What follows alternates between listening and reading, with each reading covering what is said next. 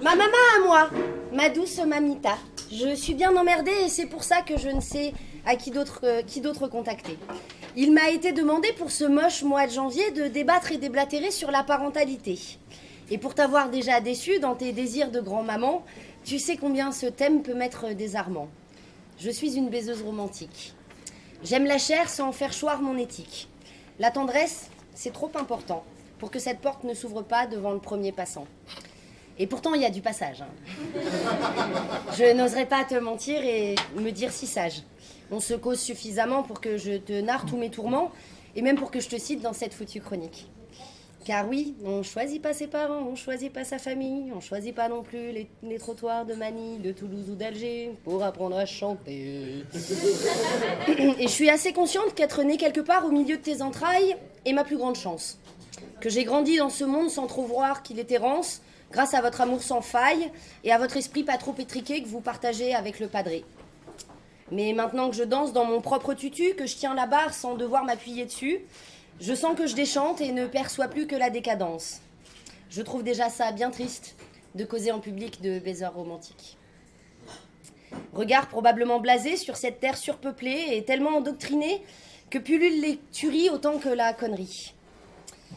Du mal à croire en la grandeur de l'être humain, en l'important de laisser du sien, à cautionner l'idée de l'homme évolué au fil de milliards d'années, qu'en faut des drames à la Charlie, pour voir s'éteindre un peu les égos, juste le temps de lever un stylo.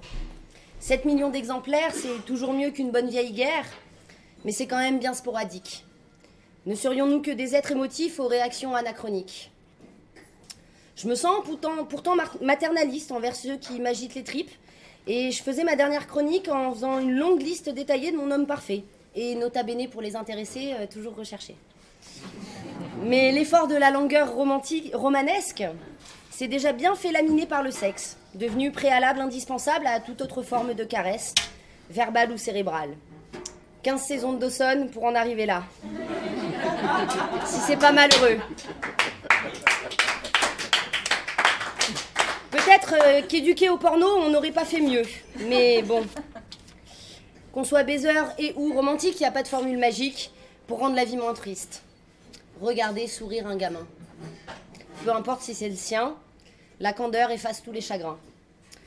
Mais bon, pour ma part, je préfère aujourd'hui mon stérilet à une stère de lait qui sort de mes mamelons. Et non, je ne procréerai pas pour de plus gros nichons. La vie, c'est comme un Kinder. Des fois, le jouet, il est pourri, mais il y a toujours du chocolat autour.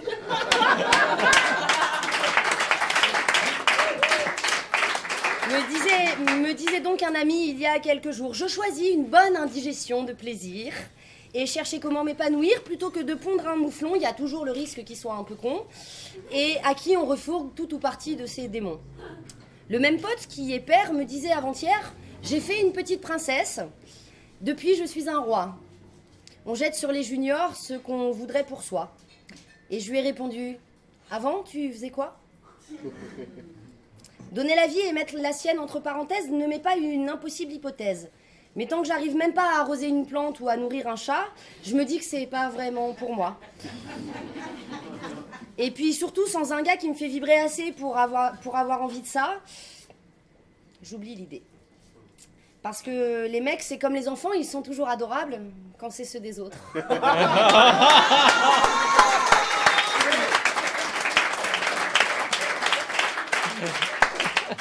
Mais à bien y réfléchir, c'est pas forcément de leur faute.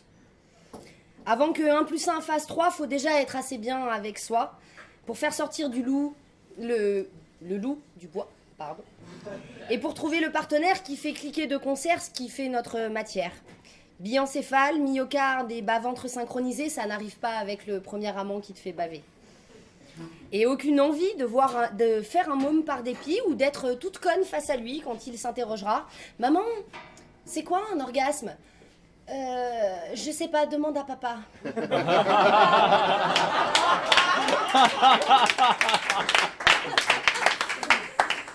Le bobo Bec Bédé disait dans l'un de ses papiers « La vie est humiliante de simplicité. On fait tout pour échapper à ses parents et puis on devient eux. Dans mon cas, ma mamita, c'est ce qui pourrait m'arriver de mieux. » Oh.